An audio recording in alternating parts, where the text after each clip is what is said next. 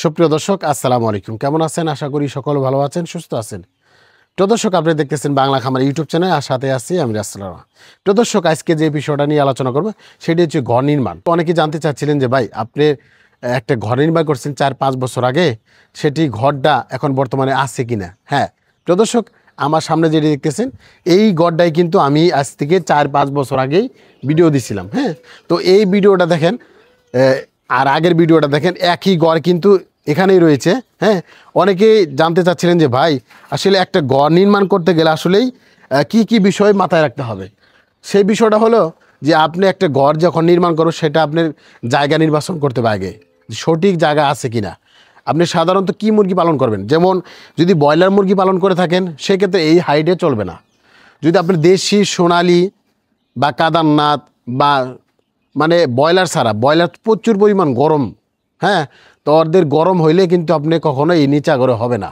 তো এর জন্য বলি, যারা আপনি সোনালি দেশি বা অন্য জাতের মুরগি, ফার্মি মুরগি যারা পালন করতে চান, তারা এই ধরনের ঘরের ভিতরে আপনি কিন্তু এই রকম হাইট দিয়ে পালন করতে পারেন। আর যারা রয়েছে বিভিন্ন ব্রয়লার করতে চান, তাদের হাইট হতে হবে সর্বনিম্ন 9 ফিট হাইট, আর এটির হাইট রয়েছে মাত্র 6 থেকে 7 ফিট হাইট। হ্যাঁ, তো একটা বিষয় মাথায় রাখেন। আরেকটা বিষয় হচ্ছে যে আপনি যেখানে ঘর নির্মাণ করতেছেন, সেই ঘর নির্মাণ করার আগে বুঝতে হবে যে আপনি কত মুরগি বাচ্চা নিয়ে একটা খামার শুরু করবেন। যেমন সাধারণত এই মুরগির ঘরটা হচ্ছে আপনি 1000 মুরগির একটা শীট, মানে আপনি মাংস উৎপাদনের জন্য 1000 মুরগির একটা শীট, এটা কিন্তু ডিমের জন্য 500। আর এই মুরগির ঘরে যদি আমি যেভাবে যে জায়গাতে ঘর নির্মাণ করছি, এই ঘরটা কিন্তু একদম রোদের ভিতরে। হ্যাঁ, সাধারণত আমি ব্রুডিং করার জন্য এবং কি মাংস উৎপাদনের জন্য, যেমন 1 মাস 1.5 মাস 2 মাস পরে বিক্রি করবো, এর জন্য কিন্তু আমি এই ঘরটা নির্মাণ করছি। আমি যদি এখানে ডিম পাড়াই, আমাদের এখানে কিন্তু কখনোই ডিম পাড়ানো হবে না। কেন হবে না? রোদের তাপমাত্রা অনেক বেশি। আর এটি কিন্তু আপনার একদমই দেখেন একদম খোলা একটা জায়গার ভিতরে। আপনি যখন এরকম হাইটের যদি ঘর নির্মাণ করতে চান একটা প্যারেন্টস মুরগির জন্য, সেক্ষেত্রে আপনি কি করতে হবে, একটা গাছের নিচে আপনি এই ঘরটা নির্মাণ করতে হবে। যদি গাছের নিচে আপনি এই ঘরটা নির্মাণ করেন, তবেই কিন্তু আপনি সেখানে প্যারেন্টসের মুরগিগুলো কিন্তু রাখতে পারবেন। তা না হলে কিন্তু গরমে কিন্তু মুরগি মারা যাবে এই হাইটে। প্রিয় দর্শক, এখানে দেখেন এই সাইডটাও কিন্তু আমার কিন্তু যেমনি অমনি রয়েছে। হ্যাঁ, তো অনেকে জানতে চাচ্ছিলেন যে ভাই, যে আপনার যে ঘরটা রয়েছে সেই ঘরে কিন্তু অনেকেই এই ঘর দেখে একটা ঘর নির্মাণ করছে। অনেক হাজার হাজার মানুষ আমি দেখছি আমার মতো করে সেম মুরগি শীট তৈরি করছে।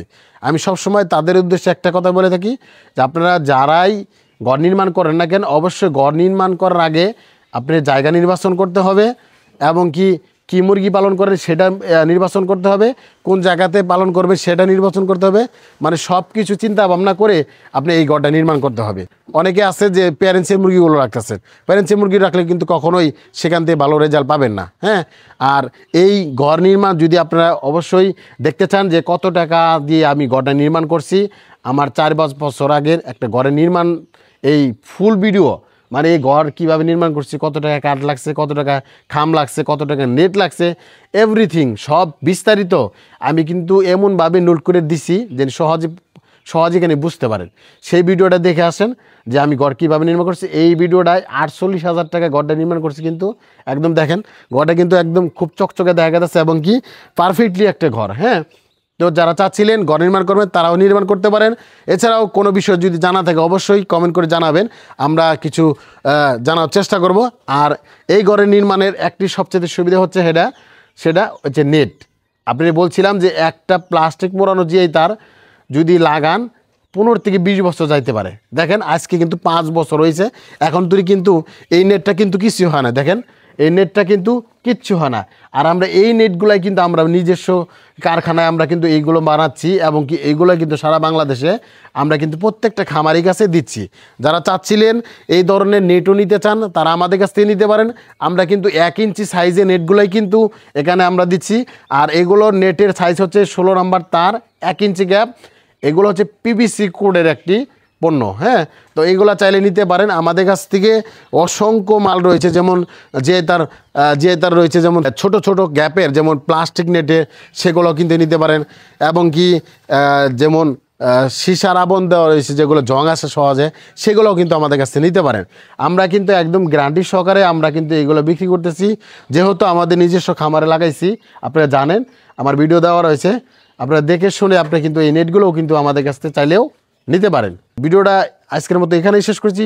সবাই ভালো থাকবেন, সুস্থ থাকবেন, আল্লাহ হাফেজ।